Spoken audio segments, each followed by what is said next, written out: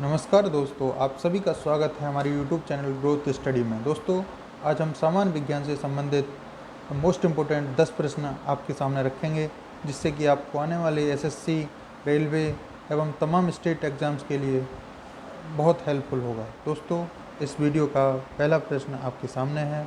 दोस्तों, उम्मीद है आप इस प्रश्न का सही उत्तर देंगे। पहला प्रश्न है, चर्म रोग के उपचार में प्रयोग किया जाने वाला रेडियो आइसोटोप है।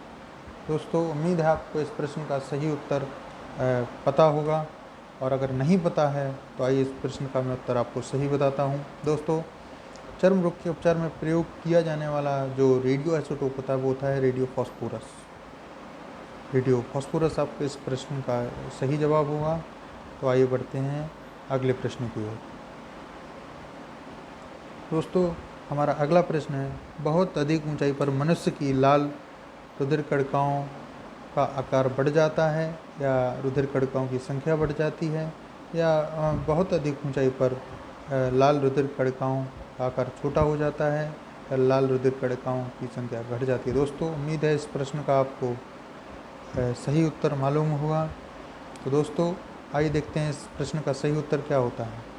तो बहुत अधिक ऊंचाई पर मनुष्य की जो लाल रुधिर कणिकाएँ होती हैं, उनकी जो संख्या होती है वो बढ़ जाती है। दोस्तों, उम्मीद है आप इस प्रश्न का सही उत्तर समझ गए होंगे और इस प्रश्न को भी अच्छे से समझ गए होंगे। आइए दोस्तों, बढ़ते हैं अगले प्रश्न की ओर। तो हमारा तीसरा प्रश्न है, आधुनिक चर्म शोधन उद्योगों में ऐसी कौन सी भारी धातु पाई जाती है जो दोस्तों विषैली होती है। तो उम्मीद है दोस्तों आपको इस प्रश्न का सही उत्तर मालूम होगा। तो आइए दोस्तों इस प्रश्न का उत्तर देखते हैं। आधुनिक चर्म शोधन उद्योगों में ऐसी कौन सी भारी धातु पाई जाती है जो विषैली होती है। तो दोस्तों, वह धातु है क्रोमियम।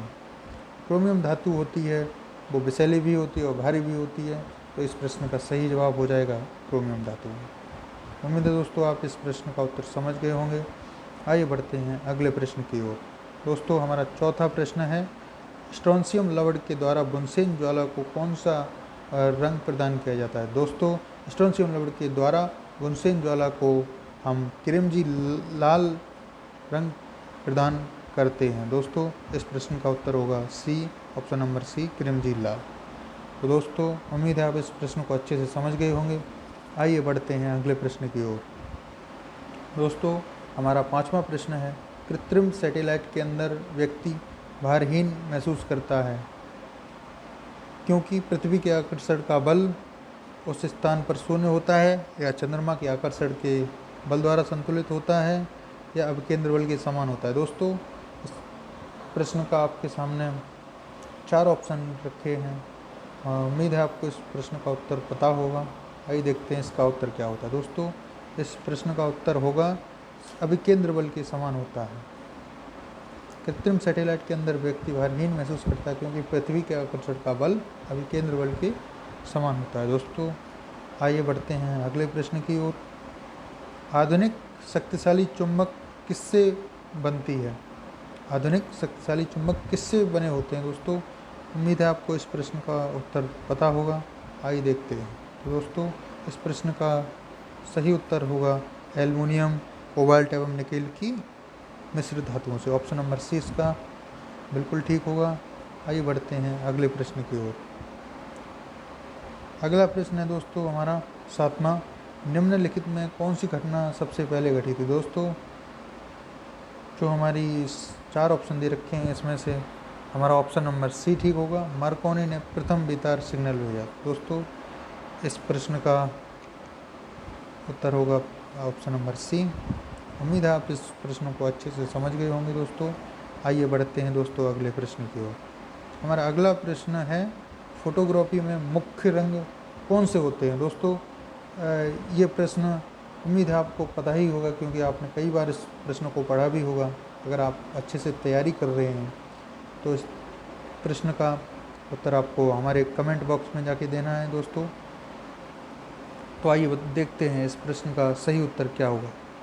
फोटोग्राफी में मुख्य रंग कौन से होते हैं। दोस्तों, फोटोग्राफी में जो मुख्य रंग होते हैं वो होते हैं लाल, नीला, हरा, यानी ऑप्शन नंबर आपका सी बिल्कुल ही ठीक होगा। दोस्तों, उम्मीद है आप इस प्रश्न को सही से समझ गए होंगे। आइए बढ़ते हैं अगले प्रश्न की ओर।